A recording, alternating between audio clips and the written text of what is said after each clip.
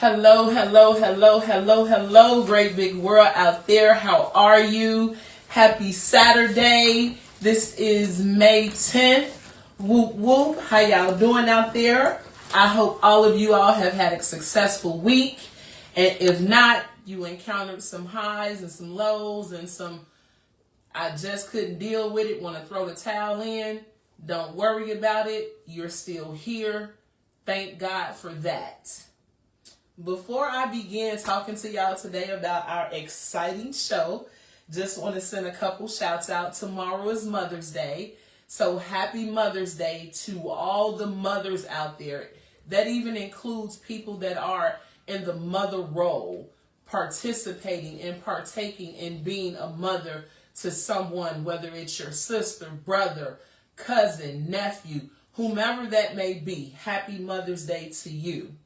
We're also celebrating all May birthdays. So if you have a birthday in May, happy birthday. A special birthday shout out to Auntie Tootie. A special birthday shout out to Auntie Johnny May. And a special shout out to my best friend / sister Shamil. Also, this is still prom season and graduation. Congratulations to all our youth that is going on prom and graduating. Keep your eyes on the prize. It is going to happen because you will win. Congratulations. Now, we all know that this is May and this is Mental Health Awareness Month. And last week, we talked about how mental health encompasses a person's emotional, psychological, social well-being and how it impacts how we think, how we feel, how we act, how we move. It just plays that bad role in our life. And so in the month of May, we're also promoting awareness because we want to break the stigma if we know anyone that's facing and dealing with mental health illnesses. And even though we're talking about finances, we're going to talk about how mental health illnesses plays a role on your finances, as well as talk about how it can be incorporated into being a business owner and the challenges that come with that.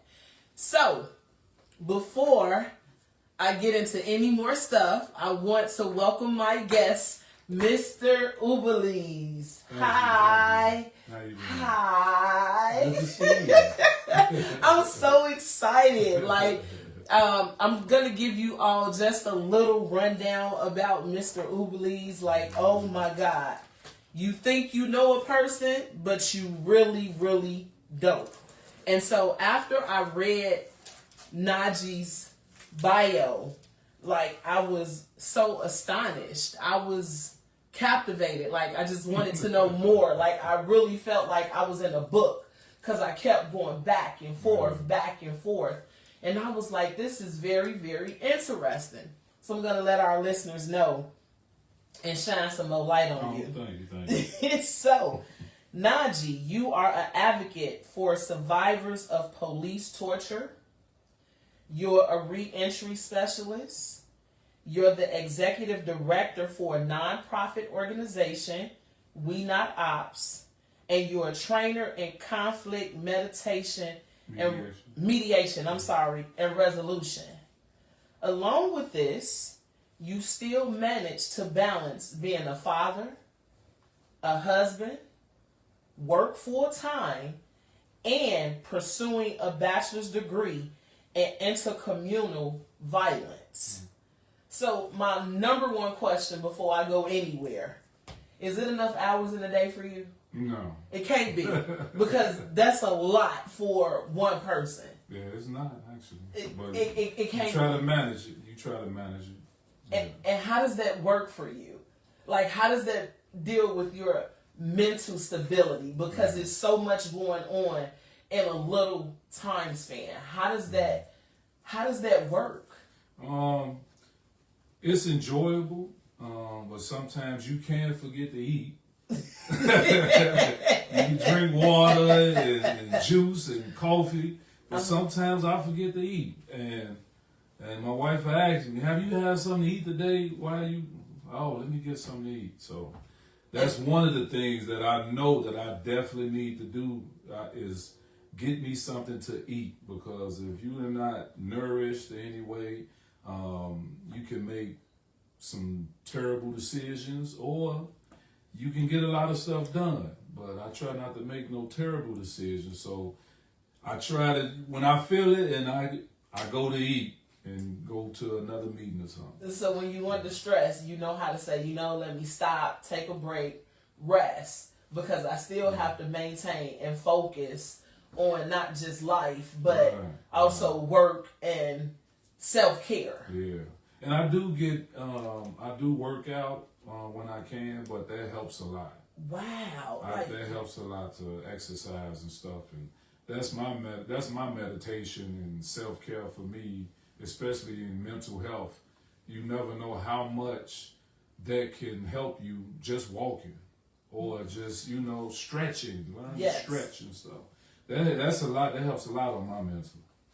That's good to know. The walking and the stretching part. That's good to know. Sometimes I just like to walk just to clear my mind. Yeah. Just to let some more thoughts come in. Yeah, and that's and let the other for. thoughts go out. That's what it's for. And if you see somebody all dressed up like, oh, they look like a runner, or they look like they work out, them not the ones. Okay, bypass them. Right, bypass them. Don't try to get all the upcoming running shoes and the socks and the arm. Because you don't need all that. You're putting too much stress on yourself. There's more to it than that. Well, that's good to know. So, while we're talking about that and dealing with your day-to-day activities, let's talk about, how did you become an advocate for individuals going through police torture? Like, were you just sitting down one day and was like, you know what? I don't know if it's enough people advocating for people that was tortured by police, or like that's just something very unique to go into. Yeah. So how did that start versus you picking any other torture? How did that start for you? Well, it happened to me. I was beat up by the police several times as a youth, but that's something you can't bring to your family, because the first thing, you shouldn't be over there, or what did you do, or anything like that. But it's not what did you do, it's about why they did it, so what's the purpose of them doing this? So as a kid, I had experienced that. The first time I had a gun pulled on me and pointed at me was the police. Wow. I was like 13. The first time I got called the N-word was the police. The first time I got beat up by an authority figure was the police. So when you see all that and you growing up, and full transparency, I spent 25 years in prison. I went to prison at a young age. I know we're going to get to that. I went to prison at a young age.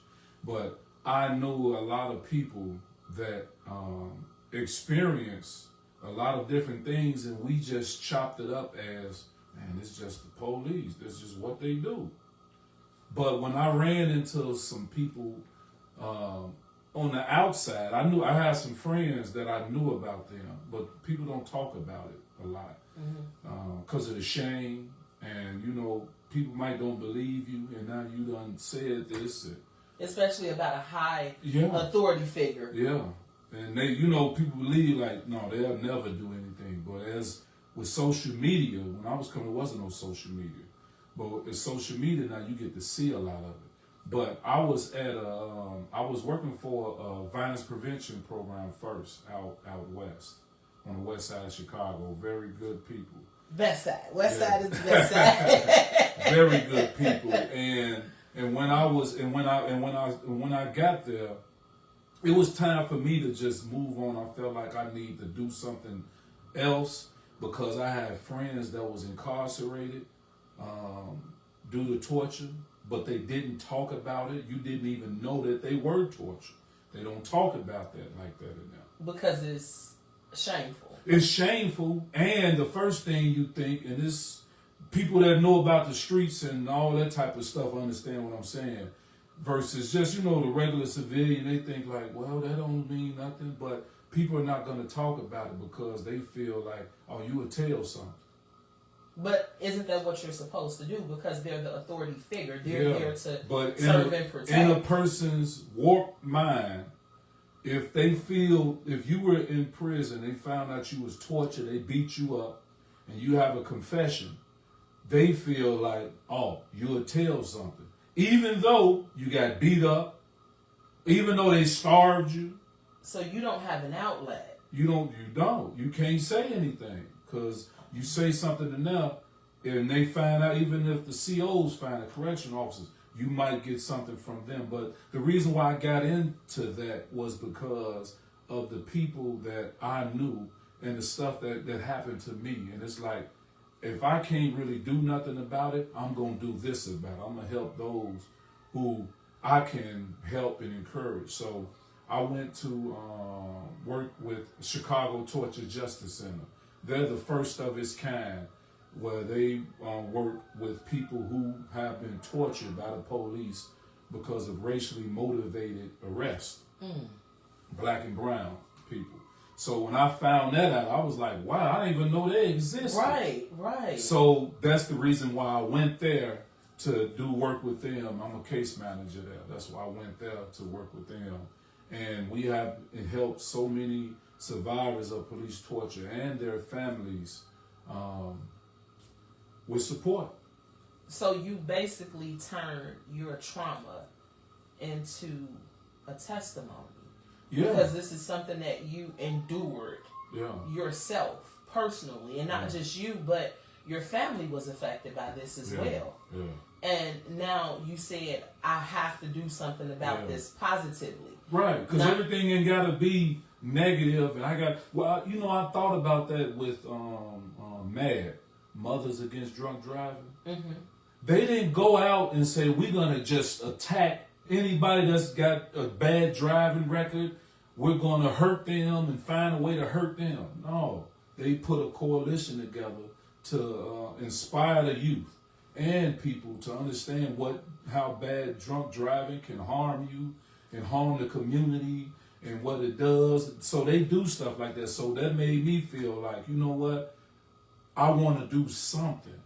So when just so happened someone told me about this organization, I was like, wow, I looked it up, put an application in, a resume and all that, and I got the job. And I've been working with them for over 4 years now.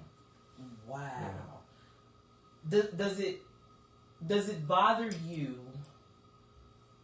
Do you have like setback moments when you're trying to help these individuals? And do you have to take a moment to step back and reflect and say, that was once me? Do you have to tell them your story for them to open up to you? I do. And I tell them within pieces because I'm still trying to figure this out. You know, it was 15th District used to be on Chicago Avenue. And was it Laurel or Long? Long. Yeah. Long. And they had an investigation there. They used to do so much there. That has not came out yet, and probably would never will. But they had Operation Broken Star. That's what it's called. Operation Broken Star. It was some officers there that was robbing drug dealers, but they was doing way more than that. And some of them went down, not all of them. Some of them went down. They went to prison, and that's what happened. They're no longer there. 15th District moved on Madison and Menard. Yeah. Sure did. So if anybody want to look it up, this Google stuff I love Google. Even though I miss my encyclopedias. Yes, I came up on encyclopedias. Yeah, we came up on Encyclopedia Britannica. Yes, the dictionary, but the Google thesaurus. is fast. And then I notice people, when they talk to you, they Googling everything you saying right then. I didn't even know that at one point. Yeah. So I was talking to somebody and they was coming back with the exact numbers. I'm like, how do you know that? Oh, I just Googled it. So and you know, I don't have a problem with Google. I don't. I think Google is a phenomenal tool. But I need to know more. Like right, you it's not the wherewithal. Right. You came with this answer. How did you get it? Yeah. Why is this the answer? Like, why? Right. Like, and then ain't nothing wrong with learning how to look up a book in the library. What's wrong with? Ain't nothing wrong with that. You can count the people that have a library card. I still have a library I still card. have mine. Yes. Yes, I love it. Mine. I love it. So speaking of that, in one of your highlights that I mentioned, that you were a reentry specialist, meaning that you assist individuals transition back into the community after incarceration. You provide support and resources, and you help them reduce challenges, rich challenges. Do you see a change with what you're doing in that aspect as a reentry specialist? Yes, I do. I see a lot of it, and a lot of it is not highlighted. So I appreciate you even bringing me on to talk about this and speak on it, because to tell the truth, it's not sexy on social media and all this other stuff, because what goes viral is the ratchet stuff. But this is important because it plays on the mental health. I mentioned that this deals with us emotionally, psychologically. That plays an effect on the mind. Yeah. So this has to bring up old traumas, and it has to make you sit back and take a step and say, hey, this bothered me. This triggers that. You have to know where your balance comes in at. So this does play a role with mental health. And it also play a role with your finances, because if you're not thinking correctly, you can't be productive at work. No. So who's going to pay you when you're not being productive? Yeah. Would you pay someone? Not if they're not productive. There you go. You're looking for productivity. So you're absolutely right, because a person that's dealing with certain type of traumas, they will forego looking and make sure they paid this off, or trying to, if they want to start a new business, trying to get the information to do that. But you so struck with the trauma of life, and it's complex. Very. You know, because you have some, and you know, I think it's a badge of honor to be black or whoever, what God made me. So, you know, people will say, it's like, oh, I'm black, I'm got this, and I'm doing this, and I'm doing that. And I said, you still alive, too. Right. Because somebody still alive. Somebody else is not here. They cannot tell the story. Right. You got a chance at life again, right now. To do it all over again. Every day you got another chance. To do it so all over I always let people know, and I let myself know, anything that I say or do or talk with people, especially about reentry, because it's hard.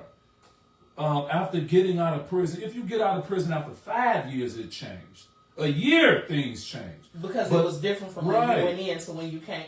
Shawshank Redemption is a good movie about that. And it's absolutely true. It's absolutely true. I know people that I was incarcerated with, they having a hard time dealing with life. On the outside. On the outside. And that's where you come in at. Yeah.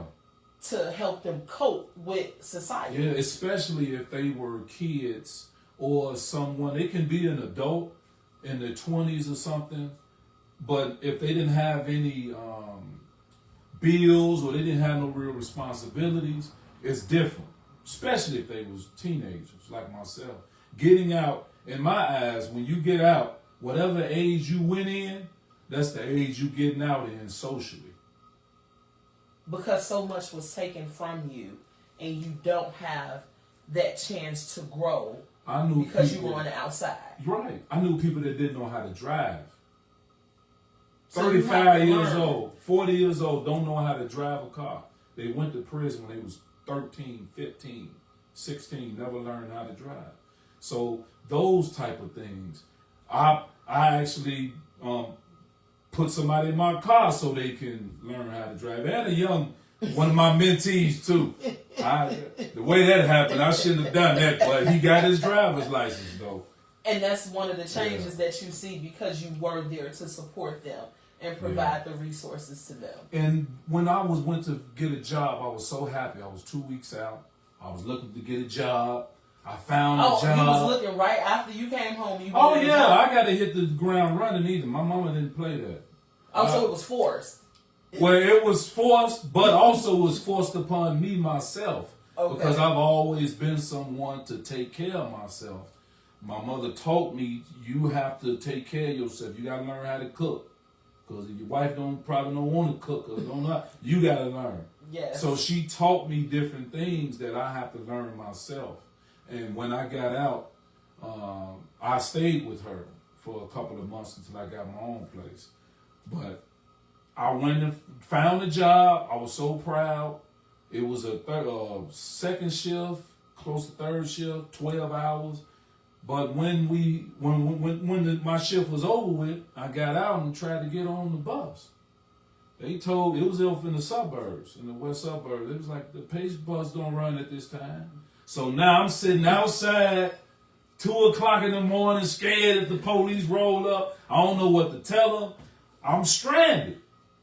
And it wasn't Uber back then. Well, no, I'm talking about when I was released. It was Uber, but I didn't know anything about Uber. Okay. I was released in 2018. March 19th, 2018. I didn't know nothing about Uber. Didn't know nothing about Lyft. If it was there, I didn't know nothing about. So this is brand new. You're relearning everything. over. Everything. I still knew how to drive. I had got my driver's license. It was. Now I wasn't used to the people flying by you like that. They crazy. You was expecting to go slow? Man, they blowing a horn, every type of stuff. But I was stranded. I was so ashamed that I couldn't call my mother.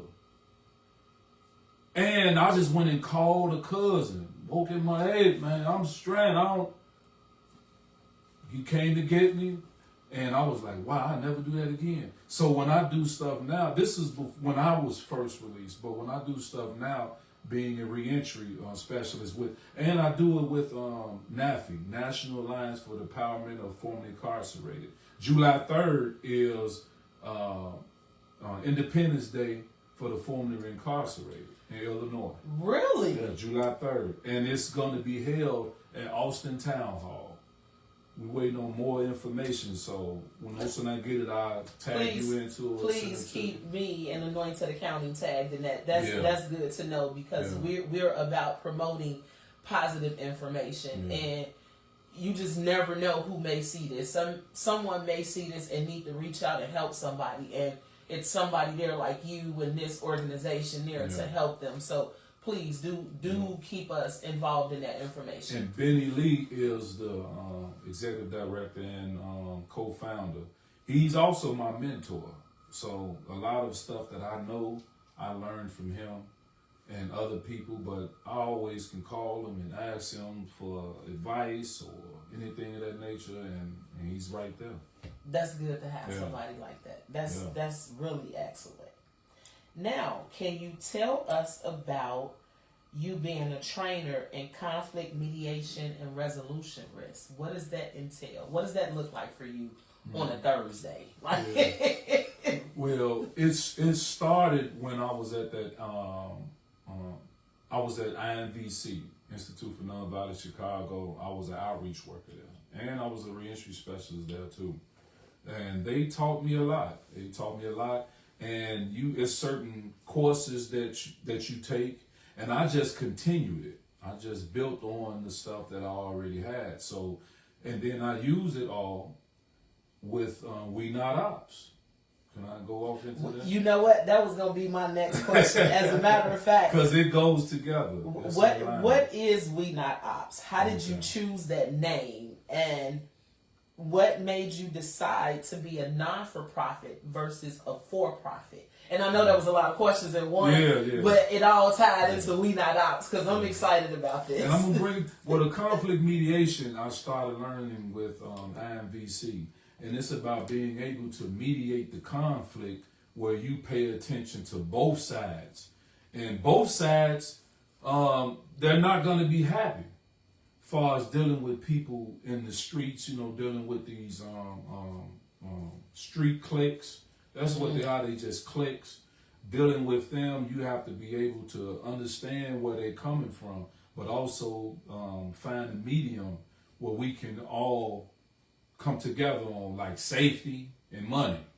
Those two things, you can always bridge something. Yes, you need both. You need both. And what made me come up with We Not Opps, I always hear, even when I was incarcerated, I hear, man, my ops and at my last years, I'm like, what is you talking about? We ain't no ops, man. We sitting at the chow hall together, at the table. When they tell us to get up, we all getting up. You know, when they come in to bust you up in your cell, they was coming to bust up one of my younger cellies. I say, no, I can't let you do that, Lieutenant. You're not finna get your guys and run in here on him. No, I'm not doing that. Cause something happened. He was going to segregation. I'm like, no, y'all can't do that to him. That's why he said he was an op, right? That's why they talk that language, that they ops is the people in their neighborhood, next to their neighborhood, whoever they into it with or whatever.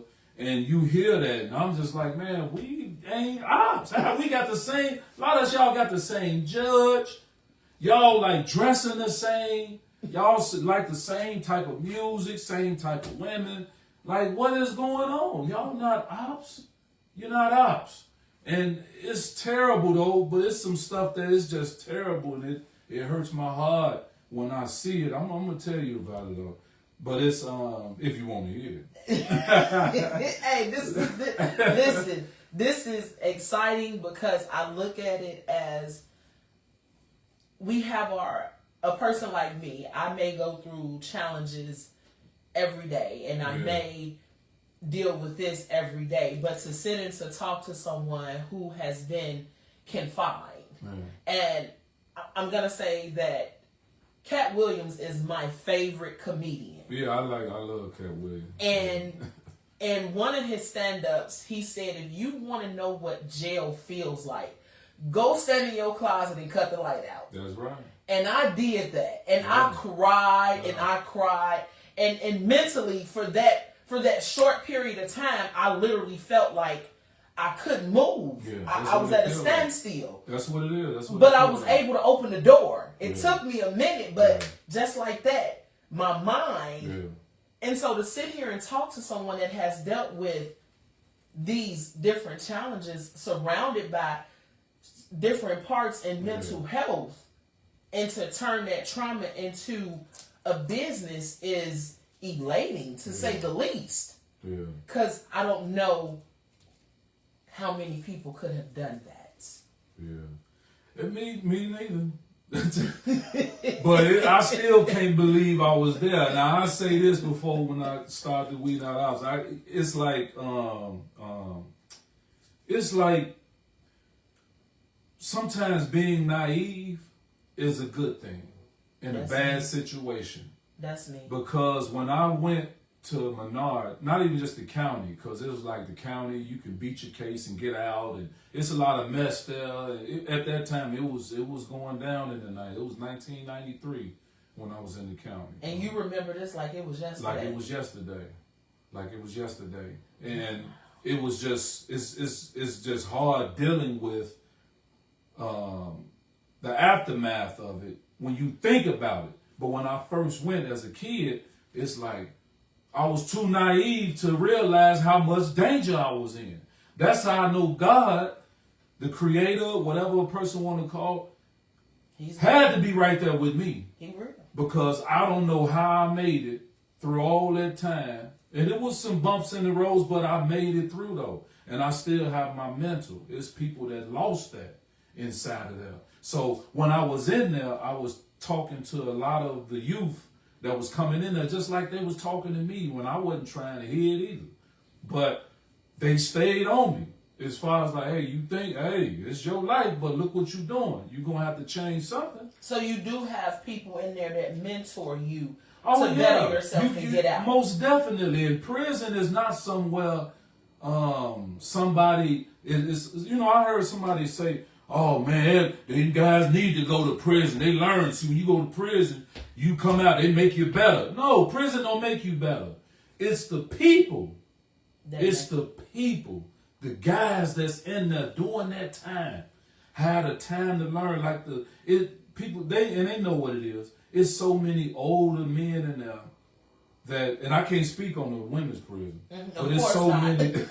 But I do know some women. They told me about it too, but there are so many men in those prisons that got life, got all this other stuff going on, but they willing to help you and they tell you, you need to change and so you're going to be here with me. And I'm like, I got 25 years to do. I said, well, I got my lifetime to do. And I was like, yeah, that is a difference. That made you think different. That made me think different. How did that play with your mental at that moment to hear somebody say life in 25 years? What effect did that play on you? I was scared, to tell the truth. I was scared. It scared me to realize that I could have had life, and they were seeking the death penalty on my case too.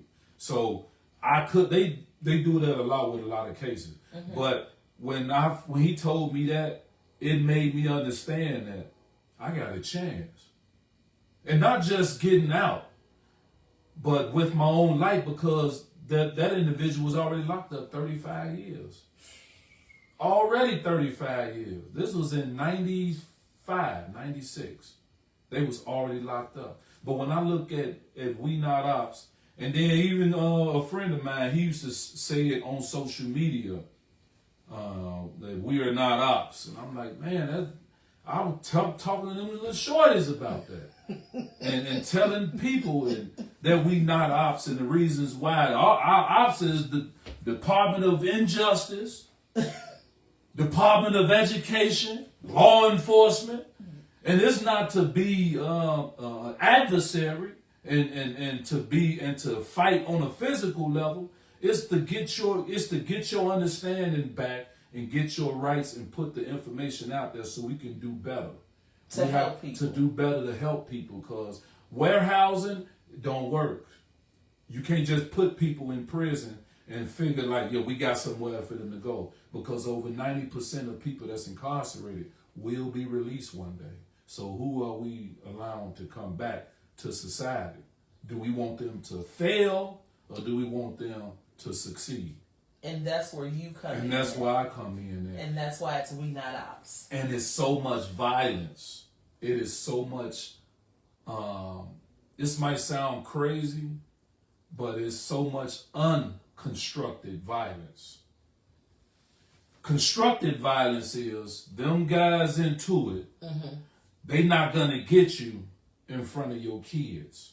They're not going to get you walking outside your house when your family is in the house. Today, whatever location they find you at, that's where they're going to get you. Really? Yeah, and I'm not saying it wasn't like that then, but it was very rare. So the violence is unconstructed. There's no chiefs out here. There's no... it's a whole lot of Indians. It's a whole lot of, right, and no chiefs. No people to really say, whoa, why would you want to do that? Nothing. They raising themselves out here. So when I started We Not Opps, I did that because of the language that the kids hear. And they tell me, man, we not ops. Yeah, we not ops. I say, no, we not. And the people who you call ops, y'all really are not ops. Y'all got more in common than you do separated. But when blood is shed, it's hard to get into that. So what I do is I try to get them to a new understanding. That's one of the mission statements, to bring them to a new understanding of themselves, to know that they can be a positive influence, not just for themselves and they brothers and sisters, but for their neighborhood, for the community, and for the community. And you're starting young. Yeah, and a lot of them, and we go to We Not Opps is in youth outreach services, YOS. We go in there to give classes like conflict mediation, emotional intelligence. This is what you teach. This is what We Not Opps teach. This is what we teach. We teach those things. It's a curriculum, a full curriculum called Path to Purpose. And the brother of mine helped me with that. The brother helped me with it, and called Jones. Jones helped me with it, and he's the director of education. But we have things in there like emotional intelligence. That's one of the biggest things that we try to incorporate outside of conflict mediation, stuff like that. But the emotional intelligence, basically, is having the ability to control you and manage your own emotions and manage the emotions of other people. Because there are people that's incarcerated, their friend was wilding out. They didn't have a chance to talk them away from it, and it happened, and guess what? They became the accessory because they was there. So we go in there, and then we teach them about not just being accountable, but holding your own. Being aware. Being aware. You have to be responsible for your actions. Of course, if the actions is provoked or whatever, you still responsible. And that's what I also teach about accountability, responsibility. We even teach about caring and all type of things. So, but that's for those that's they come to it's a restorative justice project. If they from the ages of 14 to 17, if they weren't in that program, they'll be sitting in the youth center. And we already know that youth center is terrible. You got kids, they don't have a place to go, and they sitting in prison, in jail rather. That's crazy. That's just crazy to me. When it's organizations like yours that could really help. Yeah, and we're working right now to get buildings so we can put some people in there, put some people in these spaces so these kids don't have to worry about. Right, don't have to stay in prison or in jail because they don't have nowhere to go. That's so phenomenal. Like, our youth is so important to us. They're very important. Our youth is the future, and we have to lay a foundation. If so many people took the time to sit back and mentor you, then I'm a strong believer in you pay it forward. Yeah. And whatever way possible, in some way, shape, form, or fashion, you give back to whatever that means for you. So that is phenomenal. I was just at an event and I got two awards in one day. Congratulations. For the first time. It never has happened. It's the first time for everything. So tell us about the award. It was called a Unity event. And it was by a friend of mine, Yaya, and another friend of mine, Wakita. They put it together, and it was to bring the entire city together. People who were incarcerated, who probably was involved in gangs or organizations or street organizations, who was probably a part of it, but they are part of the solution right now. We have the solution, but it's hard getting through the bureaucracy. It's hard getting through that. Because everybody feel like they know everything. It's just like they just put out a report for April. Homicide went down tremendously. It was a lot of less, I don't know exact numbers, but I could Google it too. The fact that it was less. Right. I don't care if it's one. Right. It was one less. But you know what I seen out of that though? And it disheartened me somewhat. Everybody was taking the responsibility of that. Like, we do this and it's down.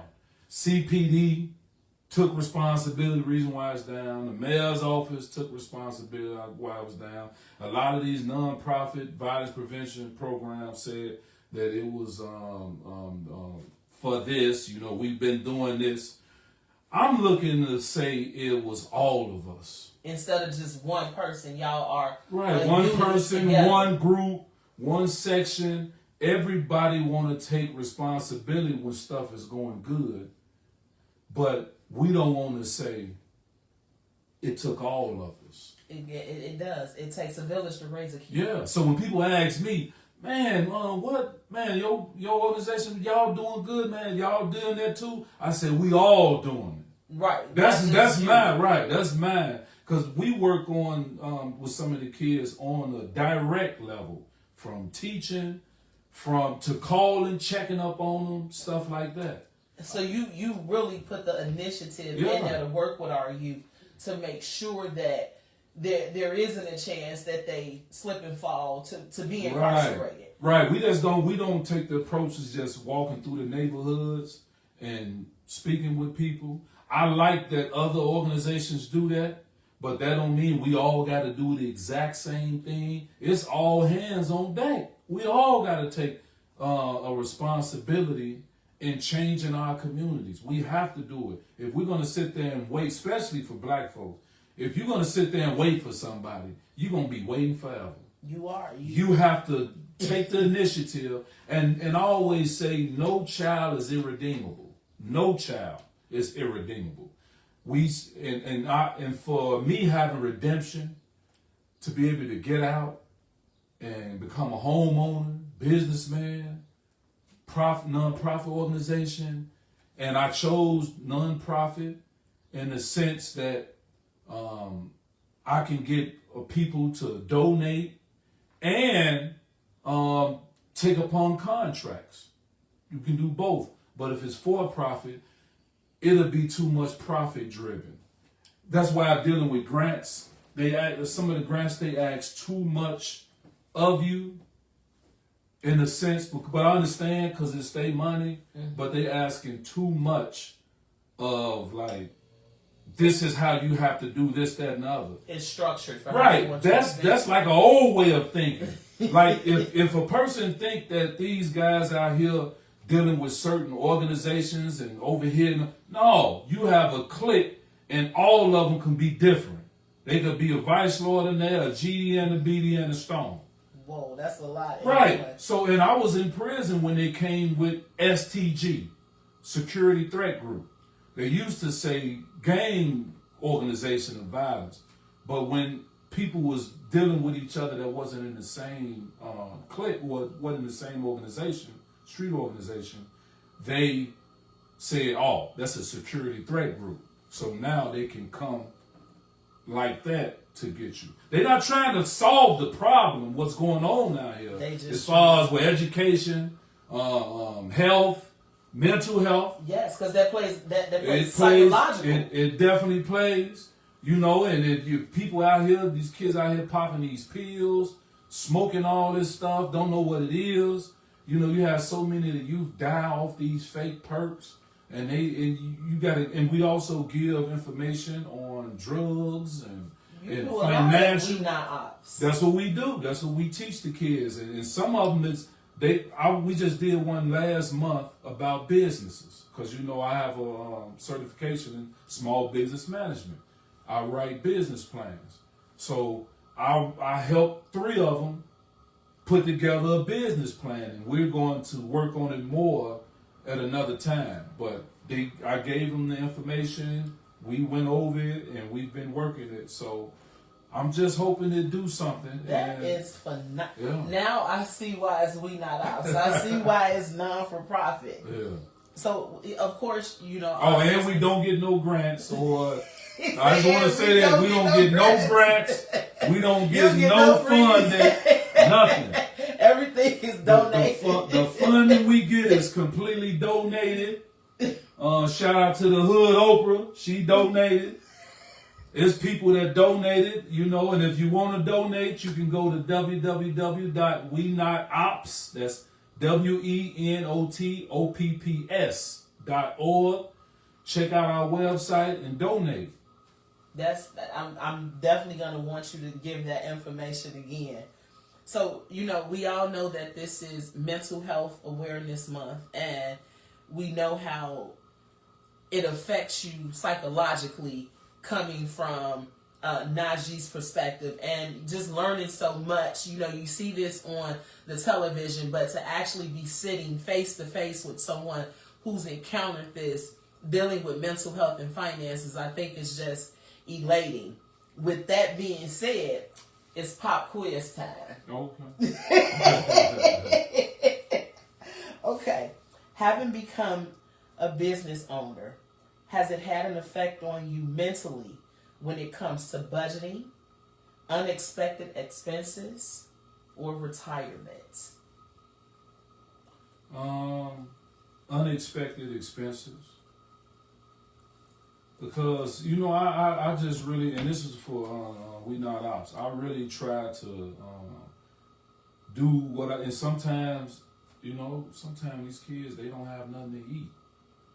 And, you know, we might sit there like, man, this is America. How you gonna have nothing to eat? You look at the restaurants, by law or whatever, they got to throw it in the garbage. So if they don't get that, Walmart, all of them, they throw that stuff away. So you have a lot of the youth that don't eat. They don't have anything to eat. Their parents or the parent most of the time is off to work. Kids at home 14, 15 years old. Fending for themselves. So sometimes when I hear it, they don't have to tell me, but they do say something. Man, Naji, I need something to eat, man. Ublies need something. Ooh. I say, man, didn't I show you how to make something? Well, let's show. You can't just, you gotta learn how to make things too now. So you actually feed households? Yeah. We'll order Uber Eats and send some food over there or something.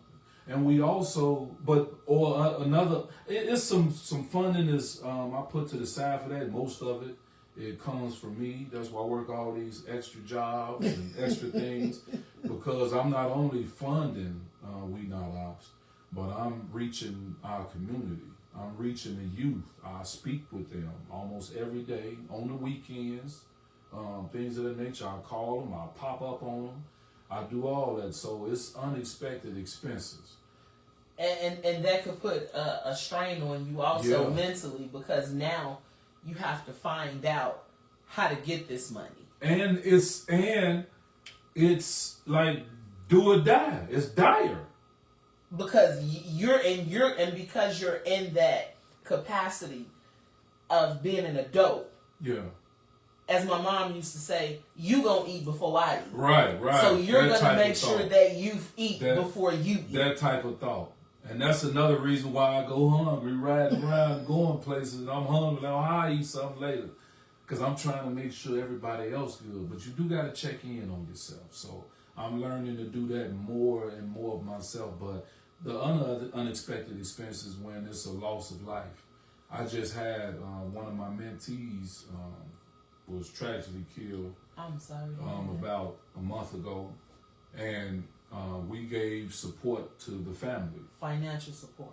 To pay for certain stuff, but I had to pay some of the employees to go, or the mentors to go and make sure that their paperwork is right, or if they can go to a different, unless depending on the funeral home you go to, because a lot of the funeral homes don't accept cash. No, they don't accept the body if it's someone who was killed because of violence or gang. That's correct. So-called gang orientation. That's correct. So it's like, because it's a high risk for them. It's a high risk for them. But we also have to think about, are you a funeral home or not? Are you here to help bury the people regardless of why they died? Are you here to help the family?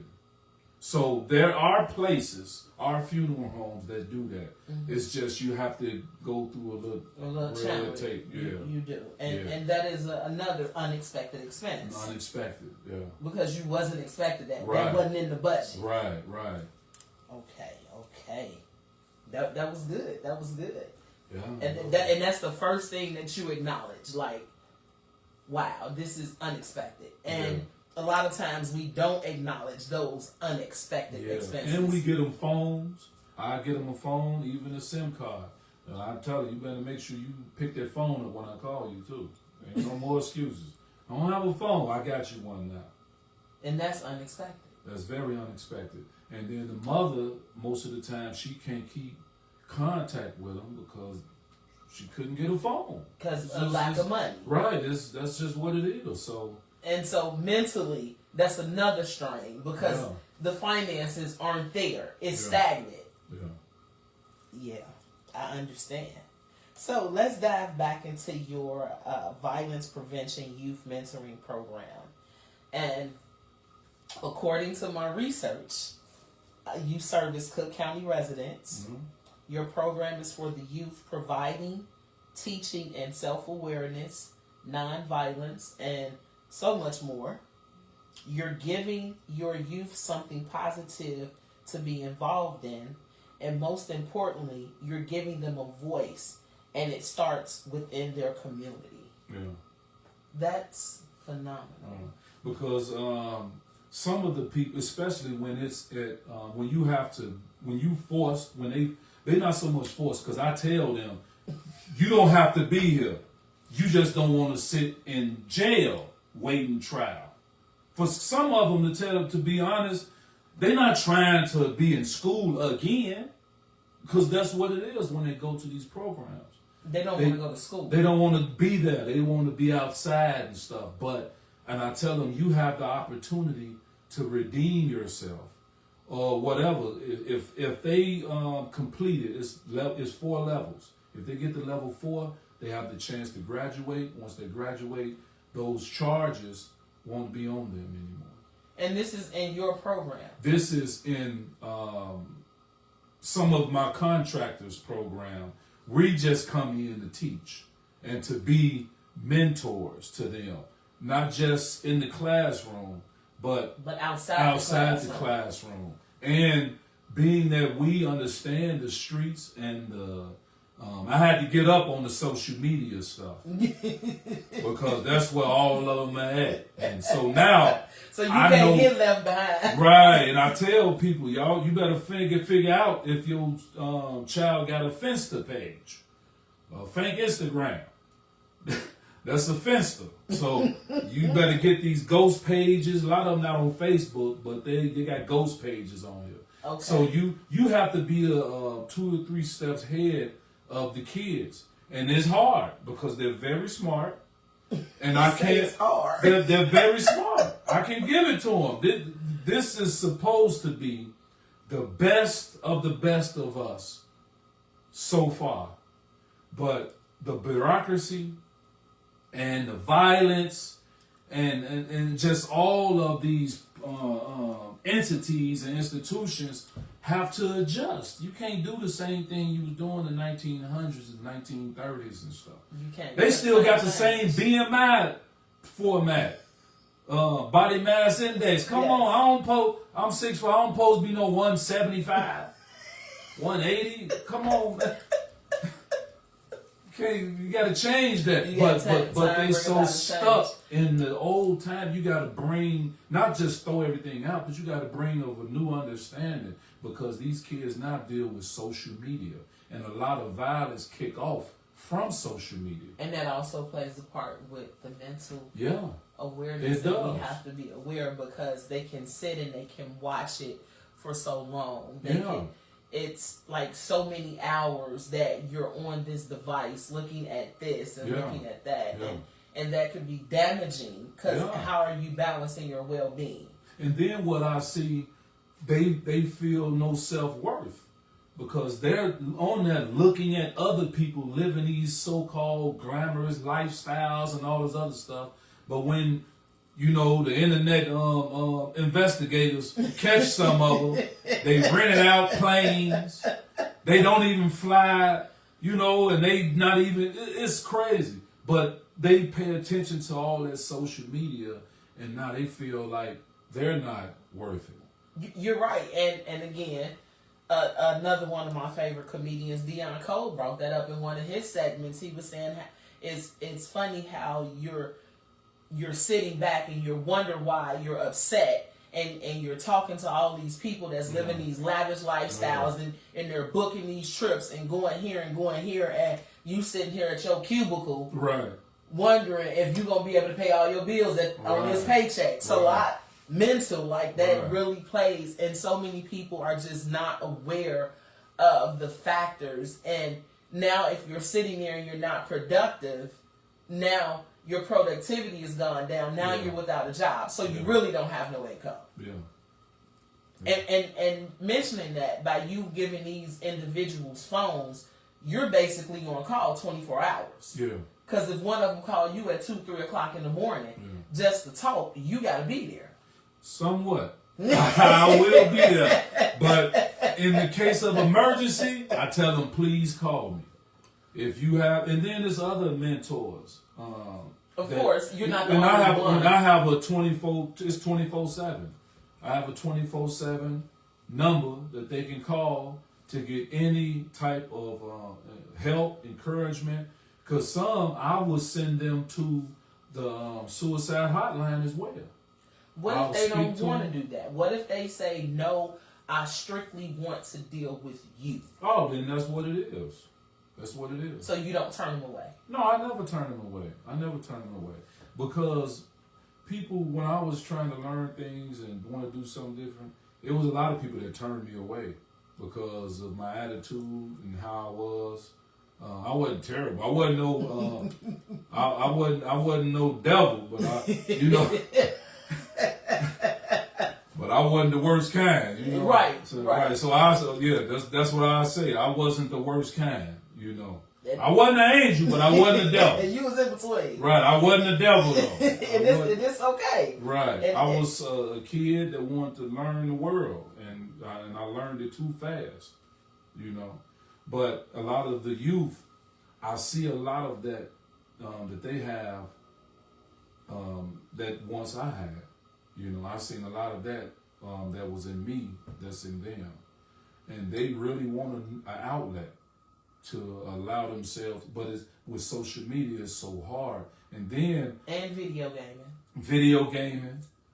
And it's sad because of GTA. You hear a lot of these kids talking about, man, these hats. Man, he got these many hats. They talking about murders. It's something else. To talk about. But what it is, when people hear me speak on certain stuff, a lot of times they don't want to hear it. They don't want to believe it. Like even some of the parents with their kids, like, hey, you need to check their pages. Well, I don't want to be doing all that. I want to try. No, he's 14. He don't need no space. That's privacy. Why he's in the right. He got to have his privacy. Right, he can have privacy in the bathroom. That's where he can have privacy at. Wait a minute. What about the phone? You got to have open access to that? You got to have open access. You got to. You know why? And I know this to be a fact. One time I was in the car with one of my mentees, and I asked him, hey, you know this guy named such and such and such, one of the little shorties? He was like, what? He opened his phone and showed a video of the guy holding the gun that he said he gonna kill him with. It was fully automatic. Ooh. He got the gun in his hand, telling him, yeah, when I catch your big ass, I'm gonna get you. On social media? No. On the video. Oh, on the video. Because they have each other numbers and stuff. They FaceTime each other and everything. Okay. This stuff is just so out there that people just really don't believe it. And the parents are behind the 8 ball. They have no clue. They have no clue that their kids got their guns and stuff on their phone of their friends holding weapons.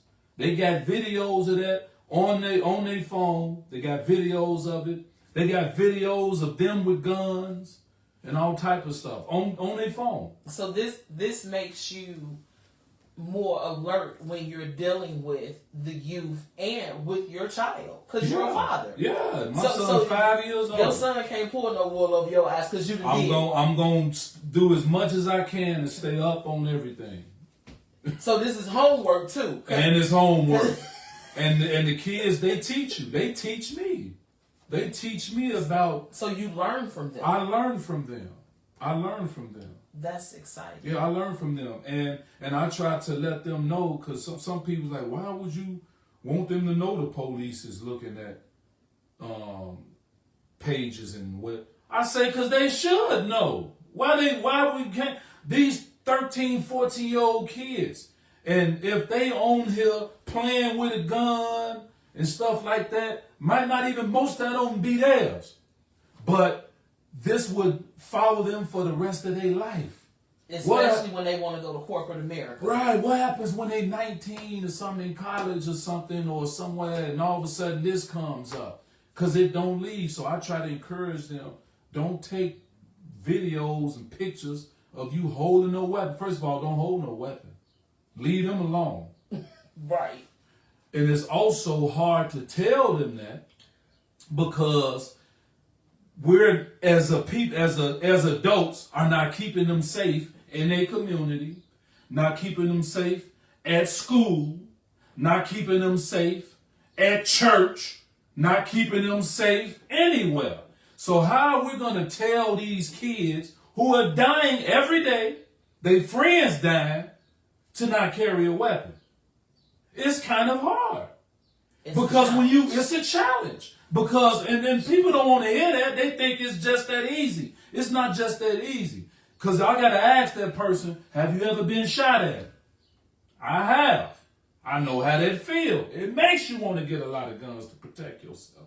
Because being a human is the first rule of law of being a human is self-preservation. You ain't got to be 25 to learn that. You learn that as a kid. Mm-hmm. So we need to provide these safe spaces for these kids so they won't feel like they got to carry a gun. And it was something that I seen former state's attorney of Illinois, Kim Foxx, said. She said that for the 5 years that she was there, I believe it was, for 5 years, most of the gun cases that they had was first-time offenders. They wasn't using it for violence. They was using it for protection. That's what that tells me. Because they're first-time offenders. First-time offenders. And they didn't have no outlet and nobody to talk to. How you going to tell a kid don't carry a gun when they just shot up his school and you tell them to go back? That's a challenge. And we going to look at these kids like they crazy? They looking at us like we crazy. That's a mental challenge for me. You want me to go to this school where they just killed somebody at, or they just shot a school up at Wendell Phillips. I mean, not the school. Someone was shot there. I'm not sure if they died or anything at Wendell Phillips School. And this is the youth.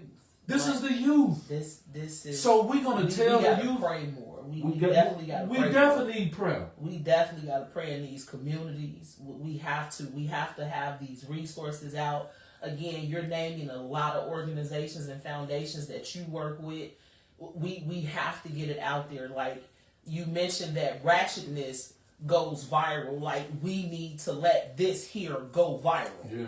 Because someone needs to hear this. Someone, child, sister, brother, cousin is going through this. Yeah. And suffering in silence. Yeah. And it's all up, and that's the thing. We think like it's some outside entity is going to take care of this. We're the ones that got to take care of this. We're the ones got to share it. We got to promote it. When something good is happening, and then not even just that. Just do your part. That's volunteer. If it's not, check on your kids. Do that. Because you got kids out here that'll do these shootings, then go in the basement, and they basically eating cereal and hiding and stuff. Like and it's crazy. Happened. So when I seen that, and I'm going to say this too. It was one time I was working with another organization, and he was my mentee at the time. He was talking to his so-called op on FaceTime. They FaceTime each other. This was about 4 years ago. FaceTiming each other. Talking about, man, we got y'all. Can't wait to catch you. I'm going to catch you out there. This is just, and I'm not even going to say all the conversations that I had, but that was disturbing to me. I'm like, who are you talking to? Man, it's one of my ops. Man, who is this? So did you become a mentor or a father at that time? A father. Because now you're angry. Now I'm angry because they talking, hey, man, y'all need to cut this stuff out, man. He tell them, man, y'all been losing y'all lost all last year. Talking about how many people that died. And I'm just sitting there like, wow, that is disturbing. You know, I spoke with him after that, but, you know, you can always say, you got to at least say something to spark the mind, because a lot of times people will be like, well, they ain't got nothing to do with me. It will. Right, because it's in the community. It will. It's in the community. It's your community. It's your area. It's where you live. And then them individuals might be the one around your kids. Growing up. And then when they go over to these people's houses, who's to say they're not putting weapons in your house? Right. Because you don't know. Now, and that's different now. Right now, my mom, rest in peace. I thank her for being a mother. When I tell you my mom checked everything, every day, everywhere, it was no privacy. Yeah. It was no peace. It was like, give me my space. No, and even though I grew up in the house by myself, I was able to have my own phone. And I thought that was the top of the world, but it was still no privacy. Who are you talking to? You been on the phone too long. But Mom, you giving me allowance to pay. I don't care. Who you talking? And I'm like, I'm getting screened for talking on the phone? And we thought it was bad then. But I ain't never been to jail. Yeah. I ain't never had a case. Yeah. I went to school. Yeah. And, I'm just proud to be an African American that's able to say that. Yeah. Because I had that strictness. Yeah. And back in the day, it wasn't just one person that got you. When you got in trouble, you got a whooping from everybody. Yeah. You're going to get admonished from everybody. Right. And then I also want to recognize the mothers that's out here doing it by themselves. Yes, it's and they don't have, I'm talking about, they got all these kids and they have all these responsibilities.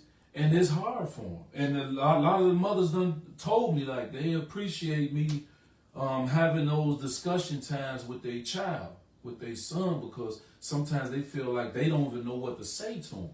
Right. And then when I was coming up, it was easy for me to hide it. I was mischievous. I can hide stuff that I'm doing because I was the oldest. I was supposed to be doing all this, watching my little brothers while my mother worked 10, 12 hours. To provide, and I'm supposed to watch them. So mentally, she's thinking everything is okay. Yeah. But she ain't got no other choice because she's trying to keep the lights on. She's trying to keep food in the house. And she's entrusting you to do this.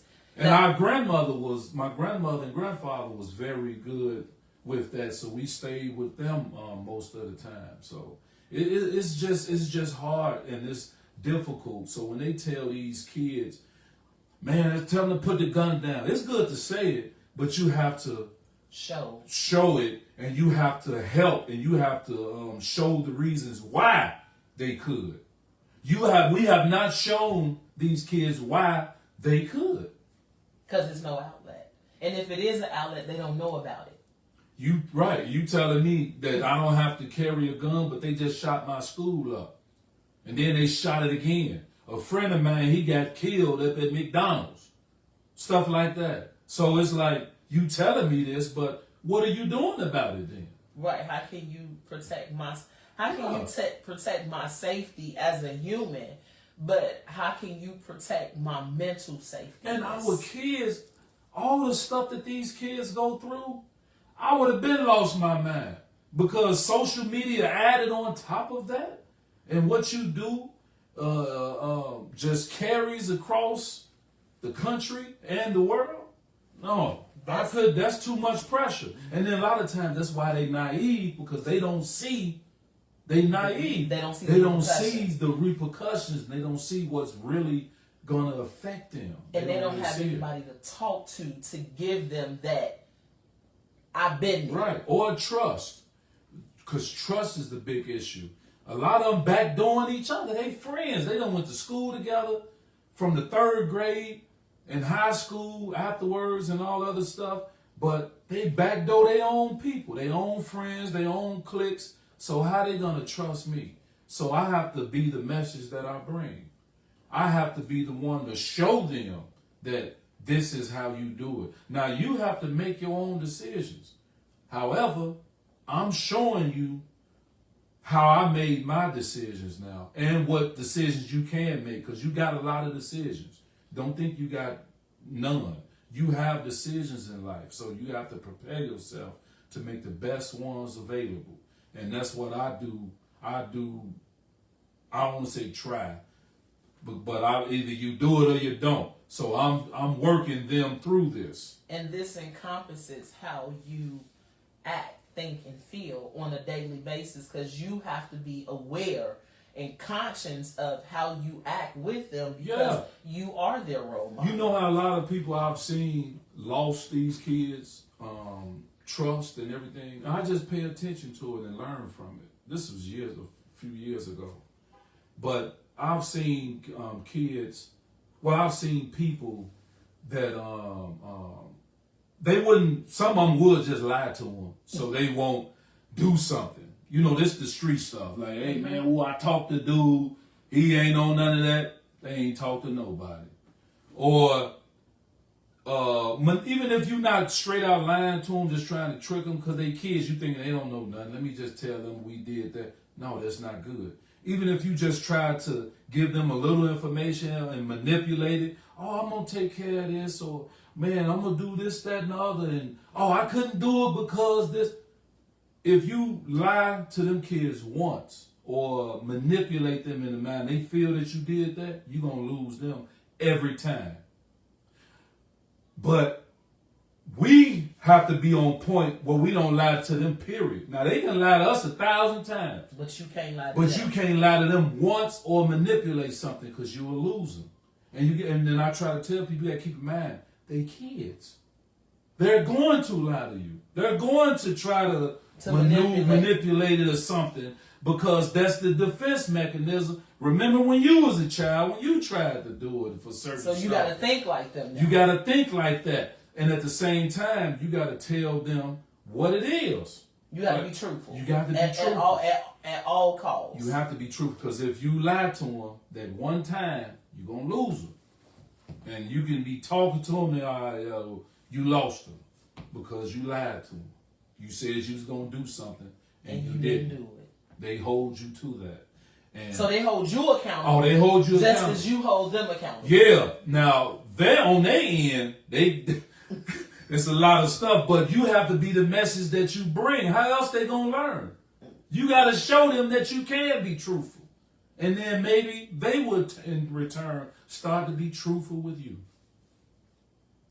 Let me ask you, what are 2 goals that you expect to achieve within the next 24 to 36 months when it's dealing with the youth that you deal with, that you're being upfront and honest with? Like, you're telling these young people your story. So just as the person you spoke about while you were incarcerated already had 35 years. Yeah. They're looking at you like that now. So you're their go-to. Yeah. As you're looking at them and you're mentoring them, do you think of goals and see yourself doing something more than what you're doing now to provide for them to have a safe haven? Yeah. Individually, we give 60-day, 90-day goals with the youth that we work with. It's sometimes it surpasses 60 days before it can happen. Sometimes it surpasses 90 days before it happens, but it's happening. So you start small. You don't say 12 months. You start. Oh no, some 30 days. Like, hey, because they don't stay in the house. They run. The parents gone. I'm outside. You know, so. With them, I try to give them 30-day goals to have them doing something productive, because that's really what it is. We have to get our youth to do some things productive. So one big goal, like I mentioned a little bit earlier, is about having housing. Housing is very important. So I'm working on housing for them and the parent, where they don't have to be in certain locations. They can be somewhere else or something. So, and then I'm also within that working on a place if kids have a issue of staying in their own neighborhood at a certain point, because sometimes, they can be in the mix of things and people be, looking for them. And so I want to have, I want to have a place where they can come to go and they don't have to worry about getting shot. They don't have to worry about people trying to kill them. So you're the father of the community. In a sense, I guess. I just know one thing. I remember my mentor, Billy Lee, was telling him about something, and he was like, "Well, why don't you do it?" I'm like, you know what? That's a good. I am gonna do it. Actually, I am gonna do it. I'm not gonna talk about it. I didn't think twice about it. I just didn't never think about doing it. Violence prevention program, because I'm thinking like, it's so many of them out here. Why not just get with some of them? But I don't like the bureaucracy of it. It's too, and then non-profit space, I'm sorry to say this, but they gang members, they gang bang. They gang banging non-profit. If you talking to these people, we can't talk to you because they made it too political. They too worried about who you voting for, who you talking to, what organization you friends with. It's idiocracy. So we want to talk about the streets being tore up, but the bureaucracy is tore down. You got people on Facebook and other social media was happy that the president got shot at. These the same people that's on here talking about peace. And we got, regardless of how you feel about him or anybody else, why are you promoting somebody hoping, oh, they only have one job? Because they don't believe in God. And it starts and then it was some people that I knew, that I've been around. Not like I know them, but oh, how you doing? In the violence prevention space, saying this type of garbage. So the kids see this. They hear it. Trust. Right. You got an op, so why I can't have no op? You hoping somebody die? Why I can't hope somebody die? It's as simple as that. It was so many kids that contacted me about something like that.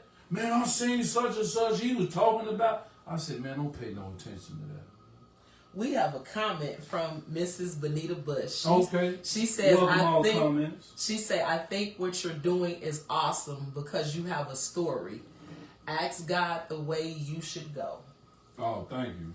And I actually do that. And clearly, because you are out here every day helping somebody and the youth at that. So you're a mentor and a father to other people that didn't have it. So is it true? Like, and I watch a lot of prison shows. So is it true that when prison shows are the worst? Just to let you know. No, I learned from them, and let me tell you why. Because it has me asking questions like, you said you had a mentee, so it's really a good person in there that's actually trying to help you. So when you backslide, that really bothers that person. Yeah, right? They don't want to deal with you anymore, in a sense. Because they're heartbroken at this point. But the more hardened ones that know that you got the potential, they don't give up on it. And that's the reason why I work with this certain group.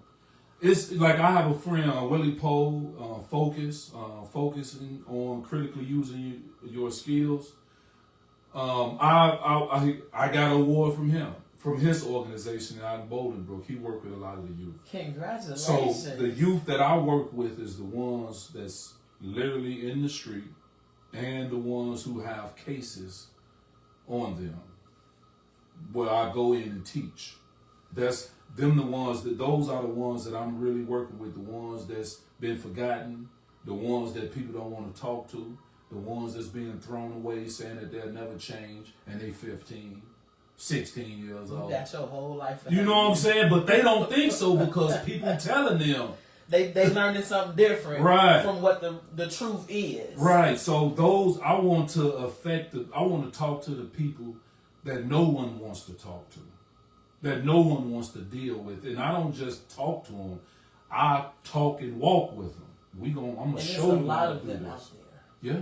It's a lot. And it's a lot of people out here doing this work without no recognition, out of pure love for it and want to do. So I want to say a shout out to them. Go ahead, say your shout outs. But that's it to all the ones who out here doing the work and don't get no recognition for it. Because that's not what we're looking for anyway. But it does feel good when people when somebody acknowledge you. Because you dealing with not only the youth, but you're dealing with so many attitudes and so many characters, and you don't know what that youth has been through. So mentally, you don't even know what you're dealing with. And we have to be safe as well. We have to give ourselves a safe space as well, because just because you're good with this individual, this young person, they might have some people who don't like them. So, or so-called ops. So you putting yourself in a position to where something can happen to you as well. Because if they can't get him, they might get you. Being interesting. So how does that play with your mindset? Well, my mindset is I want to get back home to my wife and son. And another one mindset is I want them to get back home to their family. And with that in mind, all my cars I have tinted windows. Don't nobody need to see who's in this car with me, because sometimes I might have some of them with me. And if somebody see them and they so-called ops see them, they shooting on spot. It's bad. So now you're protecting them. So now you're in safe mode. Yeah. And mentally, it's I just want to get these youth home. Yeah. And I want to get home. Yeah. So you're still mentally dealing with the effects of how you walk, act, think, and deal with. I worry about them too, because it's like I worry, but I still look at what we have before us and what we've done behind us. So I still look before us at what we gonna be doing with them, and what we're gonna be doing individually with them as well. I still look at that, and so I can know where we need to go and help them to provide a certain form of safety for them and within myself, as I said, because we're putting ourselves in a position to get backdoor too. Some of their friends might look at, oh, that's your man. I don't see that car. I see this, or so you definitely got to be protected. They might want to backdoor me. So I want to make sure I'm protected, so I don't get robbed or whatever. And that's just what it is. It's the truth. And that's just the truth. So what I do is, because all characters are not innocent, but some are. But still in all, we have to work them through it. They kids. They don't know. But black kids are not seen as kids. When the police come, they don't see them as kids. They see them as full-grown adults. That's why we do the Know Your Rights trainings when it comes to police stops. And then I'll know your rights when on the murder registry, on any registries. Because it's about building people up. I know when people hear, oh yeah, they was in prison and this and that. There's a lot of people don't want to deal with me or work with me because I'm in prison, because I went to prison. They don't know nothing about me. The ones that do, they can't wait to work with me. And they can't wait to help. Right, because people in there seen the value in me when I didn't see it. Strangers. And that says something, because now you could go back to them same people and show them the outcome, and they're incarcerated and saying, that's one person I changed. Yeah. That's one person I helped. Yeah. And I'm glad this individual I was talking about, he passed in prison. He was actually to come home. I think he had 18 months left or something. But he died in prison. Yeah. But one thing he did, I remember that, man, he didn't give up on me. And that's good. He didn't give up. A non-family member who didn't give up on me. When you gave up on you. I actually did give up on myself. I did give up on myself, because I was like, man, it's just what it is. But that's what I'm doing out here now, letting these kids know not to give up on yourself. I'm not going to give up on you. If you give up on yourself, then that's you. We're going to straighten that out, because I'm not giving up on you. All you got to do is, God give you the grace to wake up, open your eyes, use them 24 hours, or whenever. Use that before your body shuts down and you got to go to sleep. Use that to better yourself and better your situation. I tell them about accountability. I don't just tell them about all the external forces that's out here, because the main force is yourself. It's you. That's the bottom line. It starts with you. You can't blame nobody but yourself. We can say the system, all this. I didn't have my father in my life. All the system got me. All this, all that. We can say all that we want, but you got to ask yourself, what are you doing to change your situation and better it so if you do come upon that, you can change. And I've noticed that with my two younger brothers. We grew all up the same way. Our fathers wasn't in our life the way that it should. We grew up in a good home, all that stuff. I'm the one who veered away from it because of whatever was going on. I'm the one who veered away. My two younger brothers didn't. And they stayed in line with what they want to do, and they good. My one brother's an accountant. I told you that. Whoop, whoop. Hey. Yeah, and my other brother's a pastor in Arkansas. And money. They have, and Lord, there you go. There you go. And they taught me an awful lot.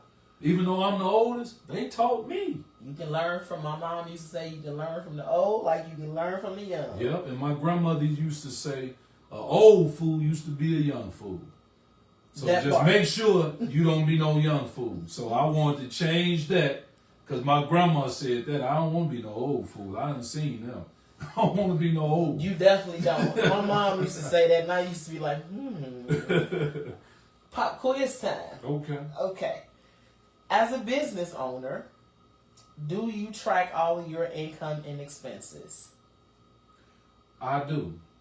Really? I do. High five. I do. High five. I do track it. Only because of my personality. That's basically what it is. It's just my personality. I'm into, the spreadsheets and website building, and I'm real structured when it comes to stuff like that. But that's good because that plays a part in what you're doing as a business owner. Yeah. You know where you are. Yeah, I'm real structured. Like in my mind, I know what that ledger look like. I know what's going on. I got it up here. So I'm really on that anyway. And plus, I like to make sure where the money is going so I'm able not to be broke. And then, once again, when you trying to do something, I'm not looking for the government to say, oh, let's give them a grant. Let's get this and let's get that funded. I'm not looking for you to do that. Do it because you believe in what I'm doing. And you're not going to try to change what I'm doing to fit your type of idea of what's out here that need to be done. And that's what I don't care for. That's too much red tape, too much regulation. It's just too much. It's too much of it. But I do understand why. But that can change if we really trying to do something. Why all these organizations, most of them, can't work with one another. Some of them, they work with each other. But if you have somebody where they don't care for your attitude or they don't care for like your style or something, even though the style might be working, they don't want to work with you. It's absolutely right. And I know how that feel all too well because I'm a small business owner and I'm an accountant. So everything starts with the transaction for me. I need to know the numbers. It has to make sense to me. Yeah. So at the time when I became a business owner, it was during COVID. So it didn't make sense to pay rent there and pay rent at home when I could have my own business at home. And we're moving towards a virtual society anyway. So I get a lot of pushback because I don't have a brick and mortar. So I understand. I understand. Now, pop quiz question number 2. As a business owner, when it comes to making financial decisions, do you make the decision before you talk to your accountant or after? It depends on what it is. If it's something I don't understand and I want clarity, or if this is a good idea or not according to my finances, and then I would. Okay. Yeah. You on top of your game. So, what's next for We Not Opps? Tell me what is next. Like, do you see expansion for the entire Chicagoland area? Do you see We Not Opps working with other organizations like the juvenile detention centers? Does We Not Opps have any events coming up? Yeah. Well, the first one we are working towards. Actually, different states want me to actually come now and set it up there. So, but I'm really trying to set the groundwork in Chicago and Cook County. Because it starts at home. Right. That's why I'm setting the groundwork here. So I wouldn't want to try to expand somewhere else unless I can do and have my feet in the ground here. But what we have coming up is June 5th at Grant Park, Race Against Gun Violence.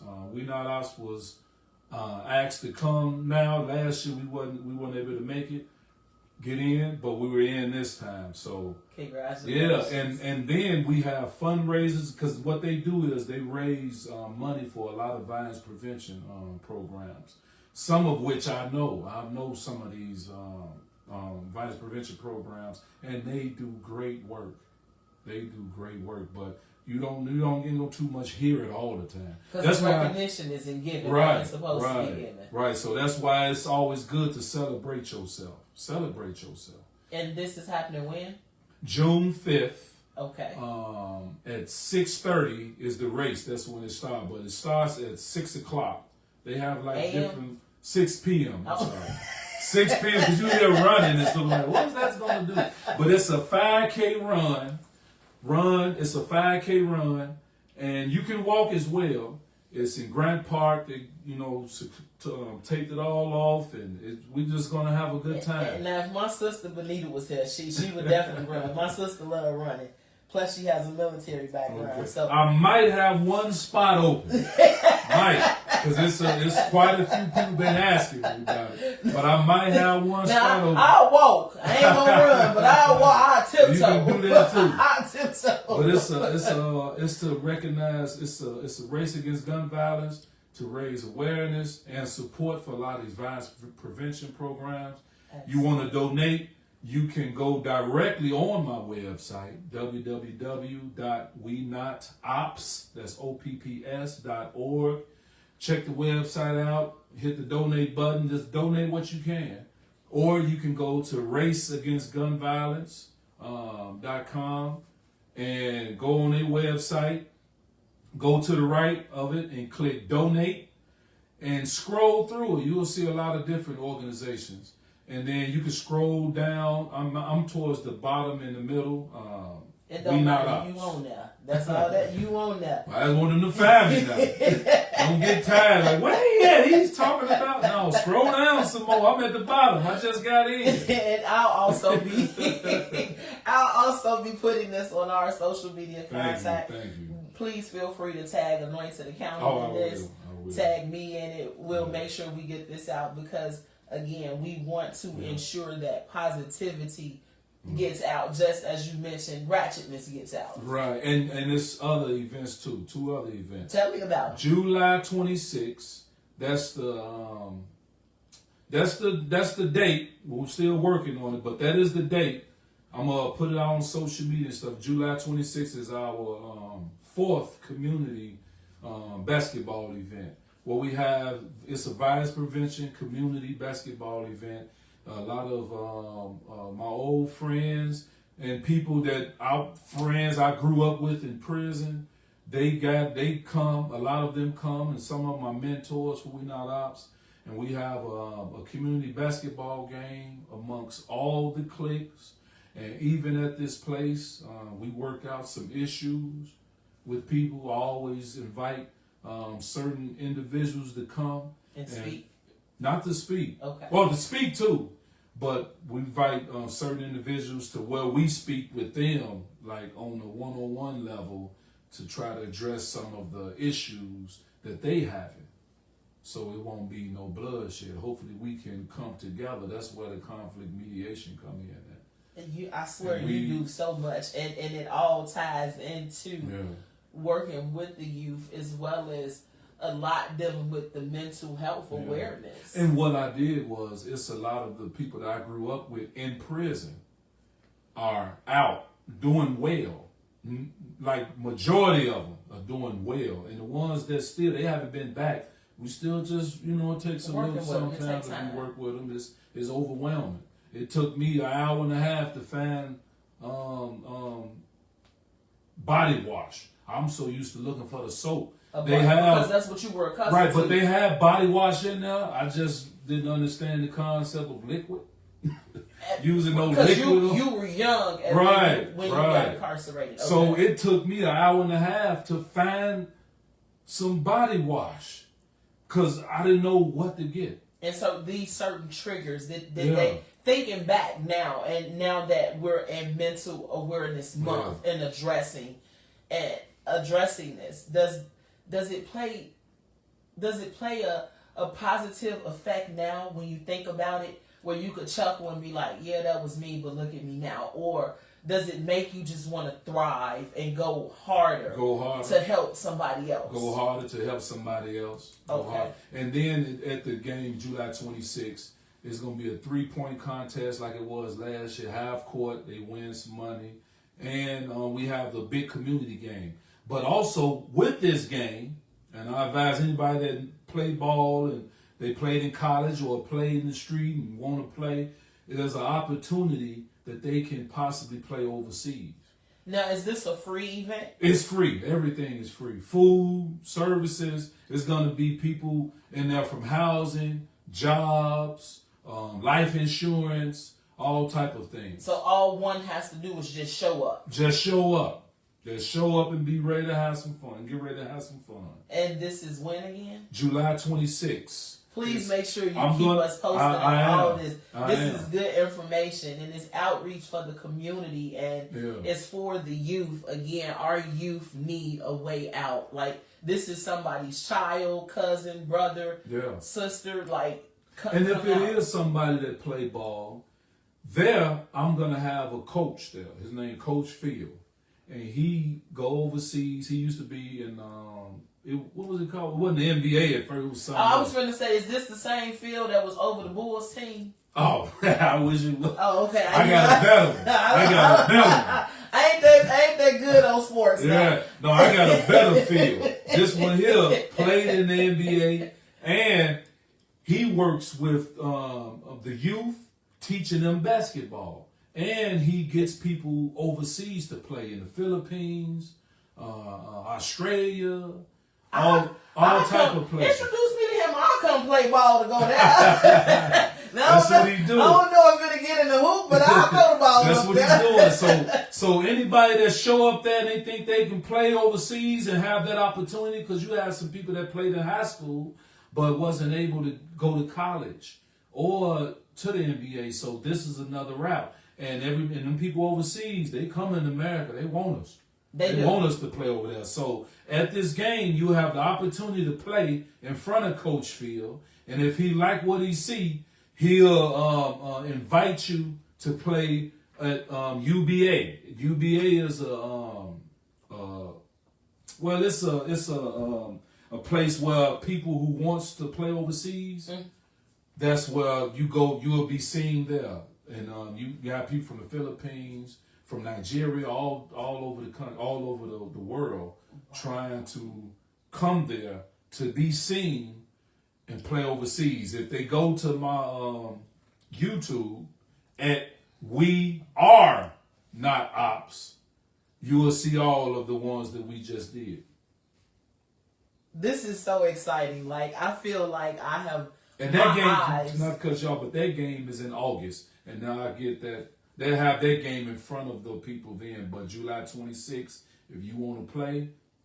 Now, can you just come out and watch and just have fun? Yeah. Okay. Come out and watch and have fun because, it's for the community. And we're going to have people like from NACA. We plan on having them there. They help people get housing, own their own home, and don't have to pay anything. NACA. That's what NACA does. Please keep us posted on all these events. And this is how we help one another. This is how businesses help other businesses grow. It's about networking and working with one another and getting the word out there. So, a couple more questions for you. If you could give a tip to our audience and listeners about today, what would it be? What advice would you give our listeners today? What is a takeaway point, or what is it something that they can pass along from you? Well, I work in violence prevention, so I would really want the parents or guardians of these kids to look at their social media. Please, look at their phones. And I'm going to look at their phones because it's serious. You have, and people might don't want to hear this, but this is what's going down with some. They recording people. The kids are recording other people doing stuff that they shouldn't do. Even shootings of their friends. But if they get caught, they're an accessory. Either accessory, or they're going to tell them, hey, I got a video of that shooting that happened on such and such. What you going to do for me? They're going to give them that video. And then that's how a lot of them get indicted on the stuff, because your so-called friends or people in the street are videoing you. And if they get in trouble, they're going to use that video to get out of it. Told you, they smart. They are. They know how to, they're navigating. I learned. And I'm talking about I'm talking about the real hardcore ones. I know we have a lot of youth that's doing so good out here. So when I say stuff like that, people always want to, well, there's some youth doing this. I know that. I'm not talking about them. That's why I'm talking, I deal with the ones that don't nobody want to listen to or talk to. And I'm talking about what they doing. So if one takeaway that anybody have from me, check your child's or anyone that you are guarding of their social media and check their phones, the videos. And also with the kids, they are recording themselves with their girlfriends. And that's a criminal offense. That's what they don't know. That's what they don't know. And I have been telling these kids that.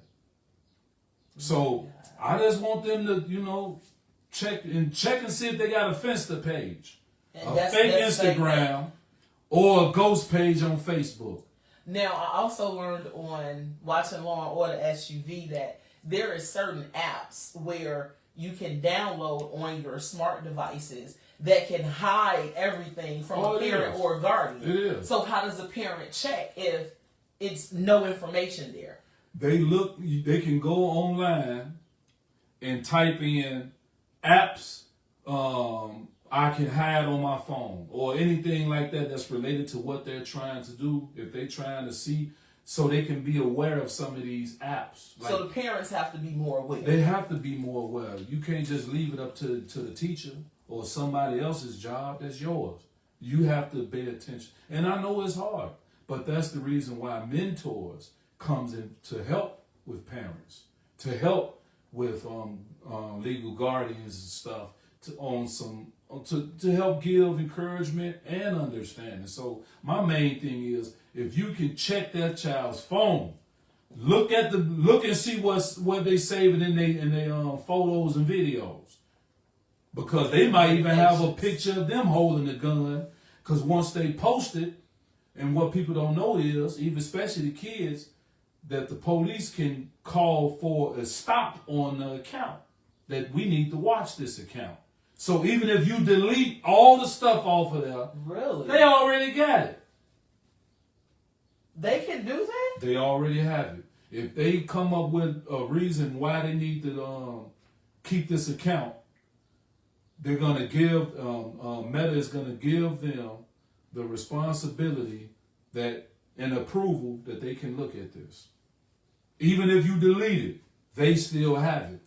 Parents, be aware. Let's be aware. You have to look on these kids' phones. Let's be more active with our youth. Let's be more active. We have to be. That family time is so important, and mental health awareness plays on that. We have to be super, super active in our youth's life. We have to be. We can't be that friend. We gotta be that parent, that guardian, or that mentor. You have to be.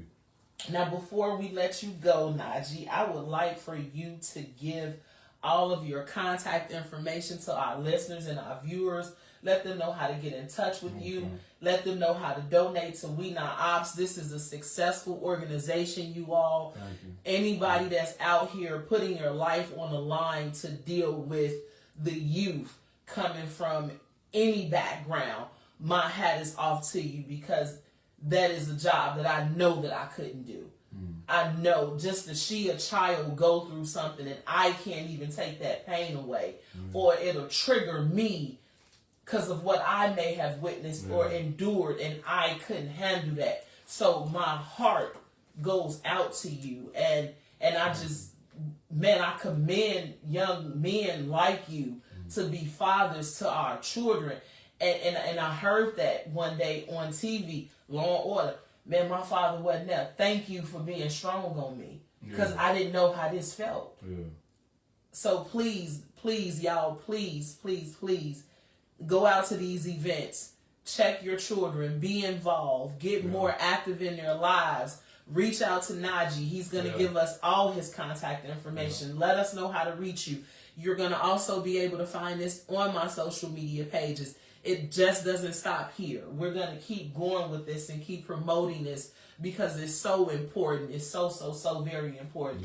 Go ahead and give out your information, please. On Facebook, I appreciate that. On Facebook is Naji, N-A-J-I, Islam, I-S-L-A-M. You will see me with a No Opps Chicago shirt on. And then, and if you want some of the merch, just reach out and I'll send you some. I need a purple shirt, please. Oh, I know it. Please. I know it. You got to cater to the side of people such as myself. Thank you. And I would like for it to be purple. Thank you. Okay. Continue on. I'm sorry. You said asked. I had to get that out there. And YouTube at We Are Not Opps. You can check that out on YouTube at We Are Not Opps, and on Instagram, We Are Not Opps. You can check me out there, and check out the website www.wenotopps.org. Check the website out, see what we do. Donate what you can. You can go to raceagainstgunviolence.com. Google that. And you can hit the donate button and go and see where We Not Opps is at. You will see us on there. And I do have something for you, too. Oh, and Anointed County has something for you, too. What? This is from Anointed County. Oh, Lord. Don't even say, oh, Lord. You don't even know what it is. I wasn't expecting you to give me nothing. I'm trying to give you something. And you can. And here you go, too.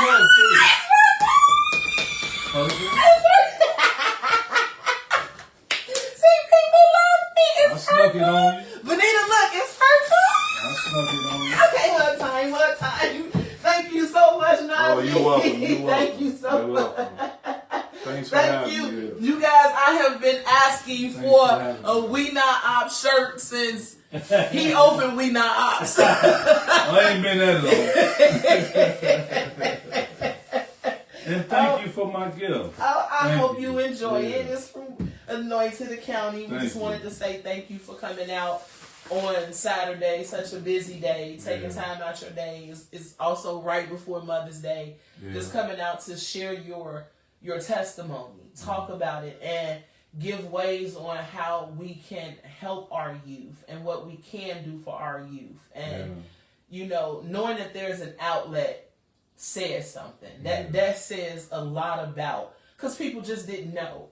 And you have a lot of people catering toward adults, but you don't hear much when it comes to the youth. And I think that is just so important that we lay a ground foundation for our youth. And I do like the job the mayor doing when he speaks about the youth, because you really need someone that's not just going to lay a hammer down, but you need someone to help encourage them and use all that energy for productive, to be productive. So I appreciate that he always trying to find those ways for them. So, and that's good. That's good.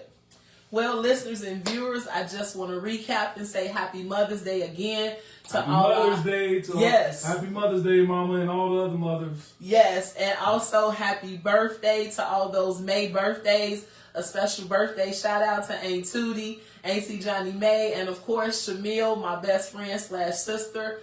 And to all those youth, since we're talking about the youth as well, I didn't forget about you. You're graduating, you're going on prom, you're stepping into your new journey. Keep your eye on the prize.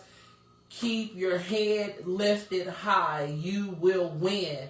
We want to thank Naji for coming out again, giving us all this great information. This is still Mental Health Awareness Month. We want to keep that in mind. We want to break that stigma. Again, be safe tomorrow as you're going out. I know that we're ending about 10 minutes early, but I know some people are still trying to get things together for Mother's Day. Also, prom is going on yesterday, and some have some today. So we can let go for 10 extra minutes. Be aware. Be aware. You know you can always reach Anointed Accounting at area code 312-837-7219. You can also go to our website at www.anointedaccounting.com. We are on all social media platforms under Anointed Accounting. We will be back next week, Lord's will, Saturday the 17th, talking more about mental health awareness and how it affects our finances and how we can just stay in control of that and what we can do about that. So don't forget to tune in. I love you all. You guys keep your head up, stay safe, be safe, and happy Mother's Day. Auntie Johnny May, I love you. Auntie Tootie, I love you. Benita, I love you. Hello to the beautiful Bam. Thank you for tuning in. Hey, Auntie Sugar, thank you. Love you all. I will be tuning in next Saturday. Hey, Miss Keena, I didn't see you, girl. Hey, girl. Get that massage in, y'all. Mother's Day tomorrow. Get that massage in. LTZ Healing Hands. She sing, too. All right, y'all. Good night. Peace. We not ops. We not ops.